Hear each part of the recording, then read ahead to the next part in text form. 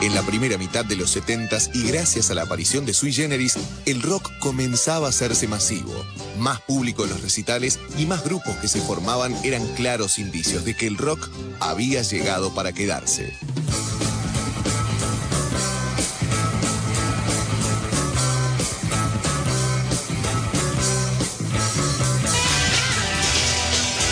Las elecciones de 1973, en las que se impuso Héctor Cámpora, marcaron el retorno a la democracia. Sin embargo, la situación social y política era muy delicada, marcada por una fuerte inestabilidad económica y un ascenso de la violencia y el terrorismo.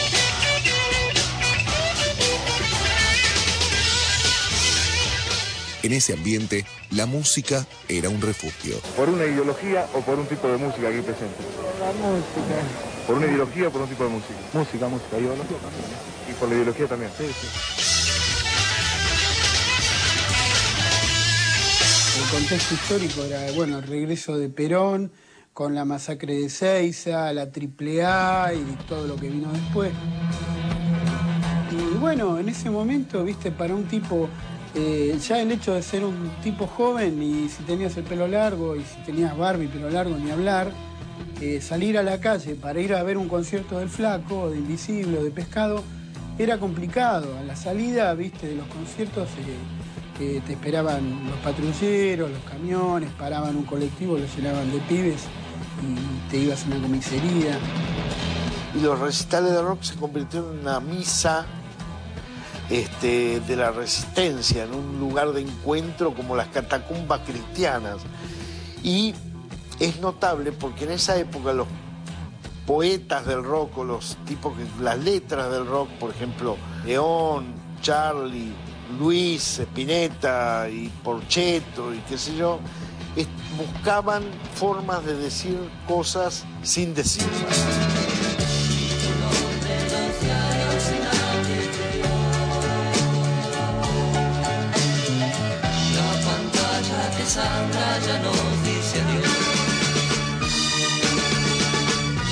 No era, por ejemplo, un escape ir a un concierto de rock.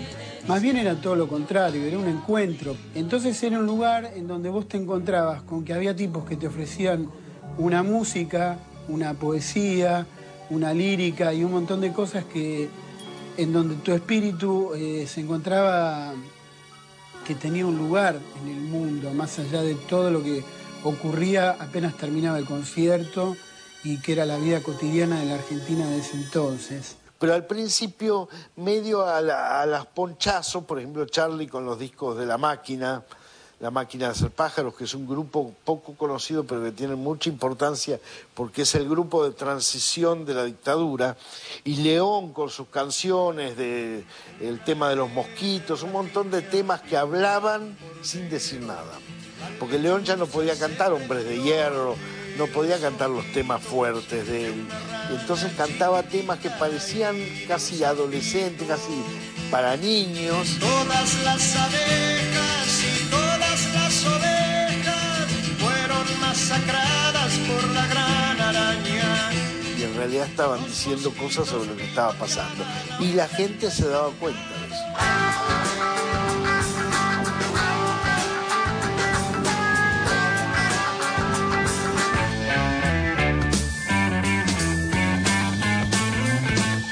Y Aquelarre era un sonido más enérgico que el de Almendra, como más impacto. Cuando nosotros nos pusimos a ensayar, no nos pusimos a ensayar en función de disco, como se suele hacer, ¿no? Nos pusimos a ensayar en función de concierto. Es decir, armemos mínimo 1 hora y media de concierto para salir a tocar.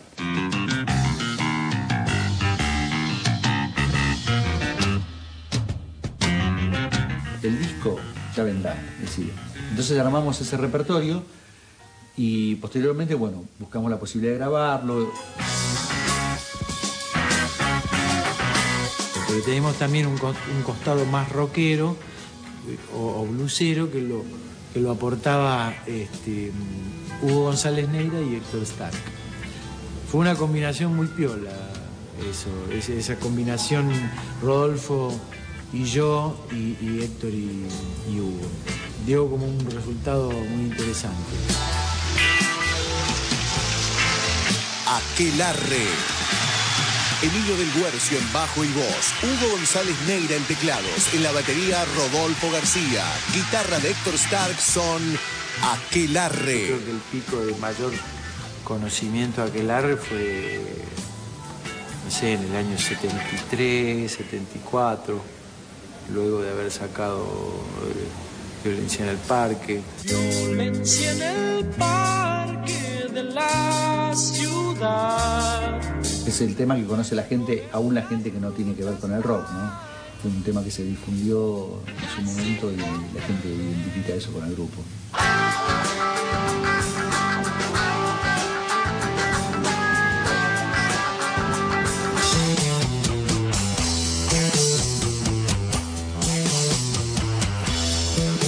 El debut de Invisible se produjo, si la mente no me engaña, el 23 de noviembre de 1973 en el Teatro Astral de Buenos Aires, en la calle Corrientes.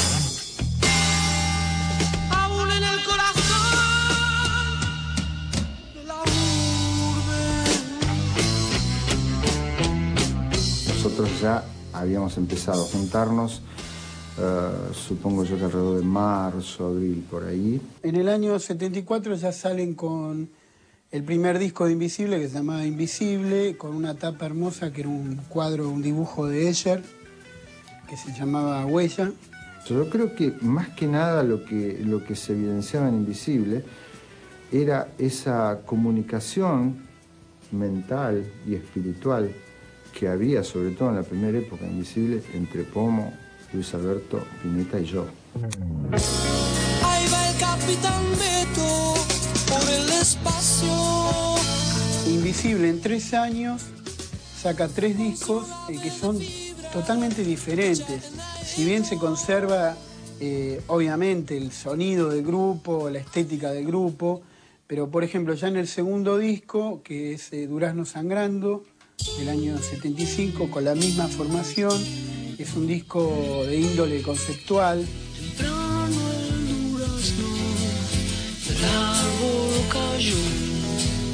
Cuya temática en cuanto a las letras está inspirada en un libro muy importante que es El secreto de la flor de oro, que es un libro de Carl Jung y Wilhelm Reichert. Luis Alberto Spinetta en guitarra y voz, Carlos Alberto Machi Rufino en bajo y Héctor Pomo Lorenzo en batería son Invisible.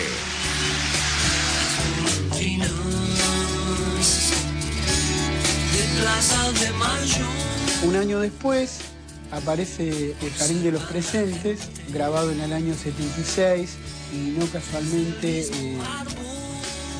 termina con el tema Las golondrinas de Plaza de Mayo, con una letra que si la sabes leer y muy lejos de la andanada de letras panfletarias que siguieron y siguen hasta el día de hoy, bueno, hay un mensaje muy claro de que al ver las golondrinas comprenderás que solo vuelan en libertad. Y eso dentro del contexto de la música estaba cantado por Spinetta con un grito que es un desgarro. Y si las observas, aprenderás que solo vuelan en libertad. Nosotros cuando tocamos el concierto de diciembre del 76 sabíamos, pero lo sabíamos desde hacía rato que era nuestro último concierto. Concierto, despedida, disolución, adiós Invisible. Eso no iba con nosotros, no lo hicimos. Así que ese tipo de cosas también a mí me hacen sentir muy bien, me hacen sentir orgullosos de Pomo y de Luis, ¿no? Por la forma en que ellos se manejan frente a la música y frente a lo que es el show business, ¿no?